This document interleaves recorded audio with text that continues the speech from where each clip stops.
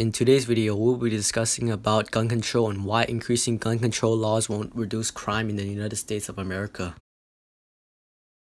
Banning guns won't stop criminals. Criminals don't obey laws. Removing a weapon from them won't stop them from being criminals. Criminals will either go back to black markets or go and search for a new weapon, such as a household kitchen knife or even worse, a bomb. For an example, gun ownership is banned in London, but that's not stopping criminals from being criminals. London is currently in a stabbing epidemic. According to The Sun, a major news outlet in the UK, murder rates in London increased by 14%. People who had to go to the hospital due from an assault involving a sharp weapon increased by 15%. Robberies increased by 17%, and overall crime in London increased by 7%, for a total of 5.8 million crimes in 2018 alone.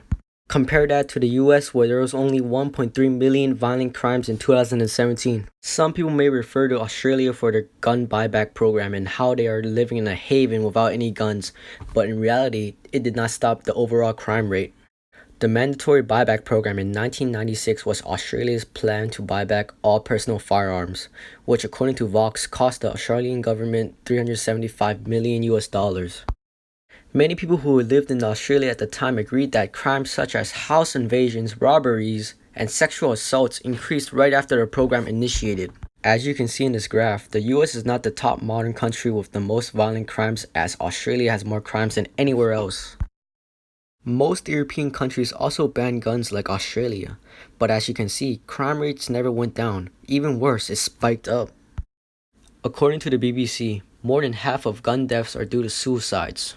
Banning guns won't stop people from hurting themselves, and if they were to use guns, it will be a lot less painless than other forms of suicide. Don't take it as me encouraging people to do it, but I'm just pointing out some facts. Now, why don't we ban alcohol? Alcohol kills more people every day than guns. On average, 28 people are killed every day from drunk driving. That is one death every 50 minutes. We tried that. The US government banned alcohol in the 1920s, and look what happened. Everybody at the time was outraged and furious. Crime and corruption rates went off the charts. What was intended to be a solution ended up rubbing salt into the wound. If someone wants to own a gun, they're going to own one, either legally or illegally. There's no stopping that.